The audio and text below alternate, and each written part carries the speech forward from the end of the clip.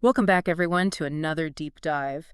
This time, we're going to be looking at something pretty profound, I think. The Yeah. idea of fear as like a barrier to Yeah. spiritual growth. Interesting topic. Yeah. Yeah. And to help us, we're going to be looking at the work of Waxira, Okay. founder and Grand Master of the Sacred Atlantean Brotherhood. Wow. And he draws these really interesting parallels with something called the Hidden Gospel of Thomas. Fascinating. Yeah. I think what's really interesting about Waxira's work is how he kind of brings together these ancient teachings with a modern perspective. Yeah. And that's what I think makes this deep dive so interesting for everyone listening, because whether you consider yourself spiritual, quote unquote, or not, Right. understanding how fear can be used to block knowledge, well, that's something we all encounter in our lives Yeah, for sure. in so many different ways. It's universal, isn't it? Absolutely. Yeah. So I guess I then. mean, we see this pattern throughout history. Just think about the burning of the library at Alexandria. Oh, wow. A blatant attempt to suppress knowledge Yeah. and maintain power, right? It's a Oh. pretty stark illustration of how fear can be weaponized. Yeah. It's a powerful example for sure. And I think that brings us to Waxhira's central point, Yeah. which is that fear is a tool that's been used to manipulate and control people, specifically to hinder their spiritual exploration. Yeah. Like, it makes you wonder what keys are hidden in our modern world. That's exactly the question that Waxhira wants us to think about. Right. And it's not just about religious knowledge either. Right. It's relevant to any field where information is controlled, where you have these dominant narratives and voices that dissent are silenced or marginalized, right? Yeah. Think about science, politics, history. Yeah. I mean, fear can limit access to information, and it can even control behavior in subtle ways, even within our own supposedly free societies. Yeah, that's true. It's not always about like overt oppression, is it? Yeah. Sometimes it's much more insidious, like the fear of just being ostracized for having a different view, Right. or even asking a question that challenges the status quo. Absolutely. Social pressure can be incredibly effective at limiting exploration. Yeah, for sure. And that's where the Hidden Gospel of Thomas comes in. Okay.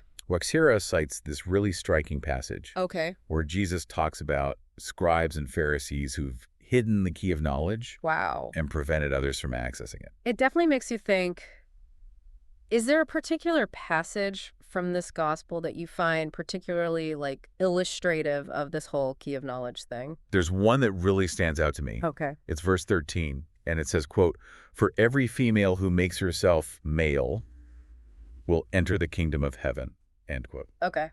Now, this may seem a little cryptic on the surface, Yeah. but a lot of scholars see it as a metaphor for spiritual transformation. So the idea is that to achieve a higher spiritual state, it requires this kind of inner alchemy, like Yeah. a transformation of consciousness. Exactly. And in this context, the key might represent the knowledge or the understanding necessary for that transformation.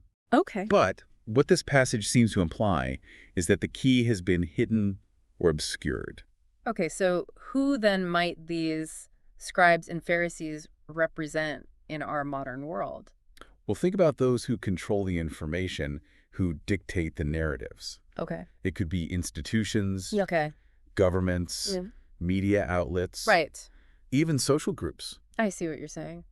That kind of makes me think about, though, like our own individual responsibility in this whole thing. Yeah. Like, are we always victims of fear, or do we sometimes choose to stay in our comfort zones? A great question. Like seeking knowledge and Mm. asking difficult questions can be uncomfortable, For sure. even if no one is explicitly stopping us. That's a really great point, and it actually leads us to another fascinating passage from the Hidden Gospel of Thomas. Okay. It's the parable of the dog and the manger. Oh, yeah, I remember that one. You know the one where the dog doesn't eat the hay, Right. but it prevents the oxen from eating it? Yeah. What a way to illustrate how fear can work, you're right. Right. It's such a powerful image. It perfectly illustrates that sometimes it's not about some malicious control from these outside forces. Right? Sometimes it's simply our own fear of the unknown Yeah. that prevents us from exploring new ideas or letting go of old beliefs, even if they no longer serve us. So we can be our own dog in the manger sometimes, Exactly. clinging to what's familiar, Yeah. even if it's no longer really nourishing us, Yeah, just because the unknown feels too risky. that's a great way to put it. Yeah. And this fear, this clinging to these old patterns, is what Waxhira sees as this major obstacle to spiritual growth. It's interesting because when I was prepping for this deep dive, I was a bit skeptical, I have to admit. Yeah, Spirituality always felt like kind of a vague concept to me. sure. But the way that Waxira defines spirituality makes it feel much more relatable. You're right. His definition is very inclusive. Yeah. He sees it as an inherent part of every individual, Yeah. this drive to connect with something larger than oneself. So it's not necessarily about organized religion, then. Exactly. Spirituality, as Waxira describes it, can manifest in so many different ways. Okay. It could be through art, through nature, through human connection, Yeah. through a quest for knowledge. Yeah. It's about that innate human need for meaning and purpose that goes beyond any specific dogma or belief system. So it's something that's already inside of us, this desire for something more. I think so. Yeah, that makes a lot of sense. Yeah. But if this desire for meaning is already there, how do we move beyond the fear that's kind of preventing its full expression? That's the big question, isn't it? Yeah, I think our listener is wondering the same thing. Yeah, and Waxira offers some really thought-provoking insights on how to do that. Well, let's dive into those in part 2. This is getting really interesting. So Waxira suggests this multifaceted approach to kind of overcoming the fear Okay. that limits spiritual growth. Okay. And he really emphasizes the importance of introspection, Okay. critical thinking, and just a willingness to embrace the unknown. Okay, so let's break those down. Like, where do we even begin? What's the first step to kind of dismantling these internal barriers? Well, the first step, according to Waxira, is to recognize and acknowledge our fears. Okay. We need to shine a light on them, understand their nature and where they come from. So instead of just pushing those fears away or pretending they don't exist, we kind of face them head on. Exactly. Ask yourself, what am I really afraid of? Okay. Is this fear based on like a real tangible threat? Right. Or is it an echo of like limiting beliefs? Yeah. Beliefs that we've inherited from our families, our cultures, Right. or even past experiences. Yeah. That reminds me of when I was younger and I was terrified of speaking up in class. Oh, yeah. And it wasn't that I was afraid of like being ridiculed or anything, but I had this deep-seated belief that my opinions just weren't valuable enough to share. Wow. And it took me a long time to recognize that that belief was actually holding me back. That's such a relatable experience. Yeah. We often carry these kind of invisible scripts that limit our potential. And once we identify those fears and see where they come from, Yeah. then we can start to question them. So step 1 is identify the fear. Step 2 is question it. Precisely. Right. Don't accept things blindly, especially information that's presented as absolute truth. Right. Develop that healthy skepticism, that critical eye. So- Ask yourself, why am I afraid of this? Is there any evidence to support this fear? And this is where things get really interesting, right? Yeah. Because questioning our fears might lead us to challenge like long-held beliefs, For sure. even beliefs that have given us comfort or security. Absolutely. And that can be really daunting. Letting go of those cherished beliefs. Right. It can feel like a threat to who we are. Yeah. It's so much easier to just stay in our comfort zones, Yeah. even if they're no longer serving us. It's like choosing the familiar discomfort over the potential discomfort of the unknown. That's such a great way to put it. Yeah. But here's where Waxira brings in this powerful concept. He says that actively seeking out diverse perspectives and information is crucial to overcoming fear. So instead of retreating into our echo chambers, where we only encounter information that reinforces what we already believe, we need to actively seek out viewpoints that challenge us. Exactly. Expose yourself to different ideas, different cultures, different ways of seeing the world. Yeah. It's not about agreeing with everything you encounter, Right. but it's about expanding your understanding and Yeah. refining your own thinking. That makes total sense. But that can be hard, can it? It is. Especially today where we're constantly bombarded with information. It's overwhelming. It's so easy to get caught in these filter bubbles and echo chambers. It's a challenge, but it's an essential one. Yeah. And it requires us to be mindful of the information that we consume Yeah. and the sources that we trust. Hmm. It's about cultivating discernment. Yeah. I found that one helpful practice is to consciously seek out sources that challenge my assumptions. Yeah. Even if they make me uncomfortable. It's like exercising that muscle of open-mindedness and critical thinking. That's such a valuable practice. Yeah. And it leads us to Waxhira's 4th step, Okay. which is being willing to actually challenge our own assumptions. So it's not just about seeking out new information, but it's about being open to changing our minds based on what we learn. Exactly. Yeah. It's about embracing the possibility that we might be wrong, that our understanding might be incomplete. Yeah. And that can be a really scary thing for people. I think a lot of people resist changing their minds because they associate it with weakness or a lack of conviction. You're right. There's a certain vulnerability Yeah. in admitting we don't have all the answers. Yeah. But I think true strength comes from being open to growth and evolution. It's almost like we need to cultivate a sense of intellectual humility, Yeah, just a recognition that we're all works in progress and there's always more to learn. beautifully put. Mm. And Waxira believes that technology actually plays a really vital role in this whole process of overcoming fear and fostering spiritual growth. Okay, so let's talk about technology. Yeah. I know a lot of people, myself included, kind of have this love-hate relationship with technology. Yeah. On the one hand, it's given us like unprecedented access to information, which is amazing. Mm-hmm. But on the other hand, it can be so distracting and overwhelming. Absolutely. It's like it can both liberate us and imprison us at the same time. You've hit on a key tension there. Yeah. Technology is a tool, and like any tool, it can be used for good or for bad. So how does Waxira see technology as like a positive force for spiritual growth? He believes that technology, specifically the internet, has the potential to break down traditional barriers to knowledge Okay. and provide more people with access to spiritual teachings and diverse viewpoints. That makes sense. I mean, Yeah. I can access ancient texts, lectures, teachings from all over the world with just a few clicks. It's amazing, isn't it? That would have been unimaginable a few decades ago. Yeah, and it allows for like a much more individualized approach to spiritual exploration. Yeah.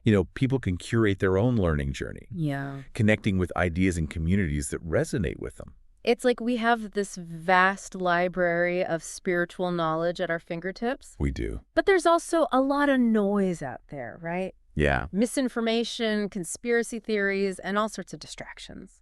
you're absolutely right. It's crucial to be discerning, Yeah. and that's why those steps we discussed earlier are so important. Yeah. Questioning everything, seeking out diverse perspectives, being willing to challenge our own assumptions. So it's not just about passively consuming information, but actively engaging with it. Exactly. Critically evaluating it and using it to deepen our understanding. Precisely. And technology can be a powerful tool for that. Yeah. It allows us to connect with people from all over the world, Yeah. engage in dialogue, share ideas, and learn from each other. And this is where the Sacred Atlantean Brotherhood comes in, right? Yes. They're using technology to make spiritual knowledge more accessible, Yeah. to foster a sense of community. Exactly. Yeah. And while this specific organization might not resonate with everyone, Right. it really highlights a larger trend that we're seeing. Okay. There's a growing number of individuals and groups who are dedicated to making spiritual knowledge more accessible, Yeah. breaking down those barriers that have traditionally excluded people. That's really encouraging to hear. It's almost like there's this democratization of spirituality happening. I think that's a great way to put it. Yeah. And it's fascinating to see how this is unfolding. So we've talked about fear as this barrier to spiritual growth. Yeah. And we've explored some ways to kind of overcome those barriers. Right. But I'm curious, what role does the Sacred Atlantean Brotherhood see for itself in this larger movement? Like, what makes their approach unique? Well, one thing that sets them apart is their focus on ancient wisdom traditions, particularly those of Atlantis. Atlantis, like Yeah. the lost city. Yes. They believe that the Atlanteans had this advanced spiritual knowledge and technology that were lost when the civilization sank beneath the waves. Wow, that's fascinating. But how do they access this lost knowledge? They claim to receive teachings and guidance through channeling, Okay, meditation, and other esoteric practices. interesting. They also place a strong emphasis on personal experience and intuitive understanding. So it's not just about studying ancient texts, but about cultivating a direct connection to this ancient wisdom. Exactly. And they believe that this knowledge is especially relevant now, Okay. as we're facing these unprecedented challenges and going through this profound global transformation. So they're drawing on ancient wisdom to address modern-day issues. Yeah. I can see how that might appeal to people who are looking for guidance and meaning Absolutely. in a world that often feels chaotic and uncertain. Yeah. And they really emphasize the importance of community and shared purpose. Okay. They believe that by coming together and supporting one another, we can overcome fear and create a more harmonious and enlightened world. So they're not just about individual spiritual growth, but about collective transformation, too. Exactly. They see the two as interconnected. Okay. As individuals awaken to their true potential. Yeah, They contribute to the awakening of humanity as a whole. that's a beautiful vision. But I'm wondering, what are some concrete ways that the Sacred Atlantean Brotherhood actually helps individuals on their spiritual journeys? They offer a variety of resources and programs, Okay. including online courses, workshops, retreats, and community gatherings. Okay. They also provide guidance and mentorship to people who are trying to deepen their spiritual practice. So it sounds like they're creating a space for people to explore these ideas and practices in like a supportive and nurturing environment. Exactly. Yeah. And they emphasize the importance of personal empowerment and self-discovery. Hmm. They believe that each individual has the potential to tap into their own inner wisdom and to create a life of purpose and fulfillment. That's inspiring. It's a reminder that we all have the power to shape our own destinies and to contribute to a more positive future. Absolutely. But I'm curious, you mentioned that they place a strong emphasis on personal experience. Yes. Do they have any specific practices or rituals that they recommend? One of their core practices is meditation. Okay. They believe that meditation is essential for quieting the mind, connecting with our inner selves, and accessing those higher states of consciousness. Meditation is something I've always been curious about, but I've struggled to establish a consistent practice. Yeah. Do you have any tips for someone like me who's just starting out? I think the most important thing is to find a style of meditation that really works for you. Okay. There's so many different approaches. Yeah. So it's really about experimenting and finding what resonates. Okay, that makes sense. And what about channeling? Yeah. You mentioned that they receive teachings through channeling. Yes. Can you explain a little bit more about what that entails? Channeling is a process of connecting with non-physical beings or energies to receive information, guidance, or inspiration. So it's like turning into a different frequency, Yeah. accessing a realm of knowledge that's beyond our everyday perception. Exactly. And the Sacred Atlantean Brotherhood believes that channeling can be a powerful tool for spiritual growth. Okay. Providing those insights and perspectives that we might not be able to access just through our own limited human understanding. This is also fascinating. It is. It's really pushing the boundaries of what I thought I knew about spirituality. Yeah. I'm sure our listeners feeling the same way. I hope so. It's always exciting to explore new ideas and expand our horizons. Well, I'm eager to continue this exploration in part 3 of our deep dive. Yes. We've covered a lot of ground today, We have. but I feel like we've only just scratched the surface. There's definitely much more to uncover. So we've been on this journey exploring Waxhira's ideas on fear and spiritual growth. It's quite a journey. And it's amazing how he brings together ancient wisdom Right. from texts like the Hidden Gospel of Thomas with this like modern perspective on technology. And organizations like the Sacred Atlantean Brotherhood. It is a unique blend. It really is.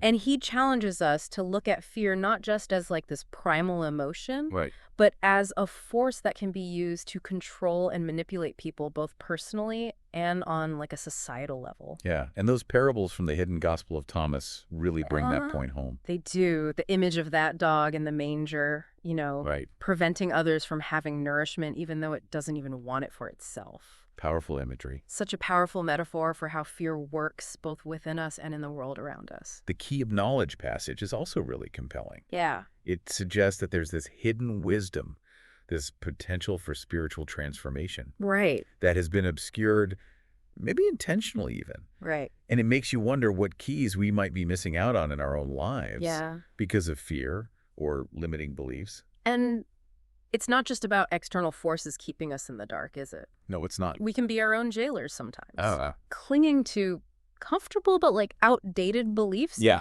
Just out of fear of the unknown. Because it's safe. Yeah. It's like we're choosing to stay in this dimly lit room when there's this whole universe of light outside. Well, that's a beautiful way to put it. And Waxira offers us this way out of that dimly lit room. He does. He encourages us to cultivate curiosity, Yeah. to question everything, Yeah. and to actively seek out those diverse perspectives. Right. And he also reminds us that spirituality isn't just about organized religion. No. It's that innate human longing for meaning and connection, Absolutely. that drive to understand like our place in the grand scheme of things.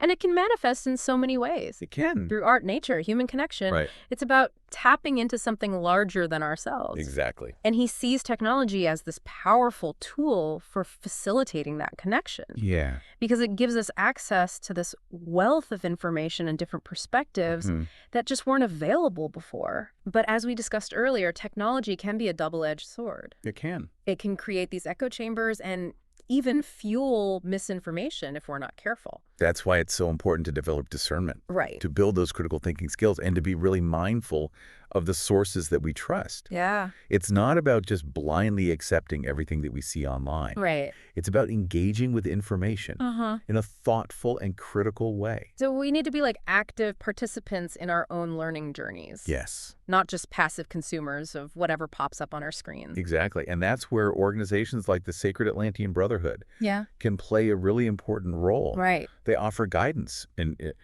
resources and a sense of community for those people who are trying to explore these ideas in a more structured and supportive way. And while their focus on Atlantis and channeling might not resonate with everyone, Sure. their core message of overcoming fear and like embracing our spiritual potential, I think speaks to something that everyone wants. It's a universal longing. It really is.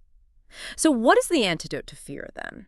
Yeah. If fear is the barrier, Right. what's the key that unlocks that door to spiritual growth? Waxhira doesn't say it explicitly, Yeah. but from reading his work, it seems to me that love and compassion are really essential parts of that key. Love and compassion. Yeah. That's interesting.